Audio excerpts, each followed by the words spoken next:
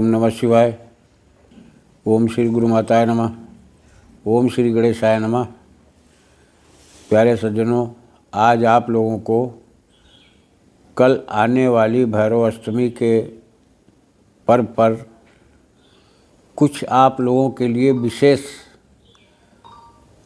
बलि विधान मैं दे रहा हूँ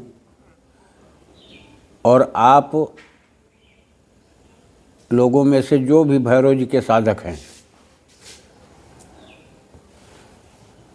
मंत्र का प्रयोग करने से पहले, उनकी पूजा पाठ करने से पहले, जाप करने से पहले आप लोगों को चाहिए कि सबसे पहले जिस देवी देवता का पूजन किया जाता है उसकी बलि पहले निकाल दी जाती है।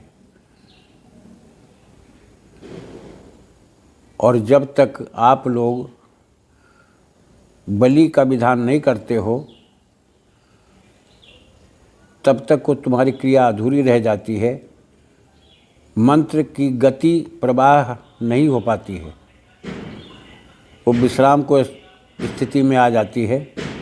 इसलिए कि कैसे उसको गति दें, मंत्र के रहस्य को, मंत्र के अक्षरों को, मंत्र की ऊर्जा को हम कैसे गति दें। तो गति देने का जो एक साधन है, इसमें आप लोग नादानी न करें। जिस भी देवी देवता का मंत्र करते हो, देखो चाहे स्मशान में करो चाहे घर में करो, शब्द का भेद है। हम हव्य भी कहते हैं, भोग भी कहते हैं और बलि भी कहते हैं। अगर सात्विक क्रिया कर रहे हो तो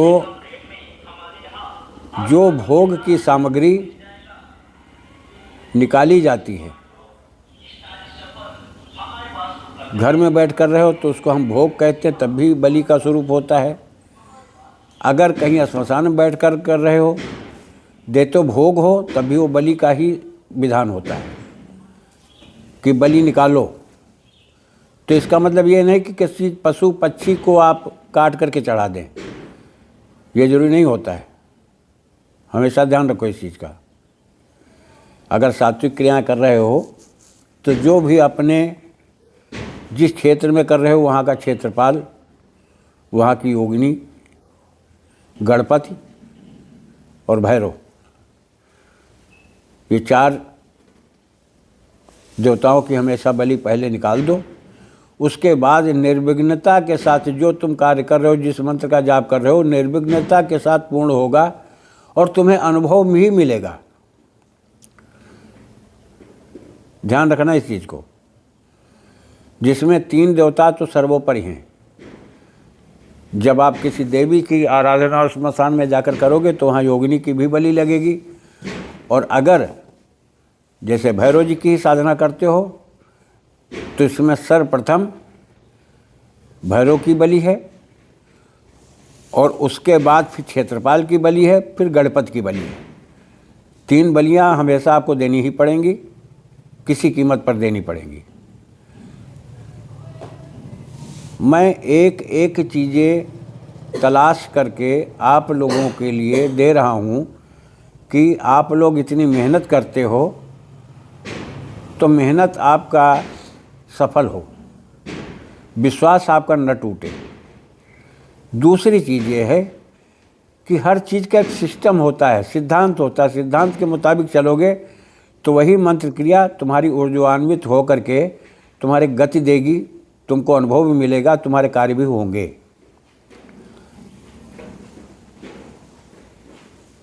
इसलिए ये सब विधान मुझे देने पड़ते हैं। अगर आप को अच्छा लगे तो घर में अगर भैरव का उपासक कोई है, हनुमान जी का उपासक है तब भी, भैरव जी का उपासक है तब भी, गणेश जी की उपासना करने वाला कोई साधक है तब भी, तुम्हें तीन बलियां तुम घर में ही निकालो, पूजा के स्थान में ही अपने निकाल के रखो। सर्वप्रथम जो भी भोग लगाने वाली सामग्री है उसको एक दोने में रख करके और अलग अलग मंत्र मैंने दे दिए हैं, डिस्क्रिप्शन में दे दिए हैं। उस तरह से आप इसको करो।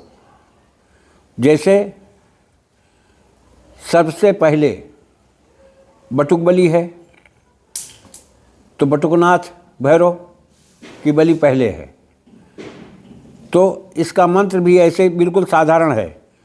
ओम ये देवी पुत्र बटुकनाथ कपिल जटाभार भासुर त्रिनेत्र ज्वालामुख सर्व विघ्न नाशय सर्वोपचार सहितम बलि ग्रहण ग्रहण स्वाहा। अब जो तुमने दोने में रखा है सामग्री सब रेख करके अर्पित कर दो, और अर्पित करने के बाद में अंगूठा और तर्जनी ये ऐसे जोड़ करके दोनों हाथों की ऐसे जोड़ करके ऐसे दिखाओ भैरव जी के सामने। ये मुद्रा है, इसका प्रदर्शन करो, तुम्हारी बलि स्वीकार हो जाएगी। अब दूसरा मंत्र आता है क्षेत्रपाल का। क्षेत्रपाल की बलि निकाल दो। बहुत आसान मंत्र है। ओम छांग छींग छूंग छेंग छौंग छा हुंग इदम स्थाने क्षेत्रपालेश सर्व काम पूरे पूरे स्वाहा। अब दोने में सारी सामग्री निकाल करके क्षेत्रपाल के नाम से दाहिने रख दो।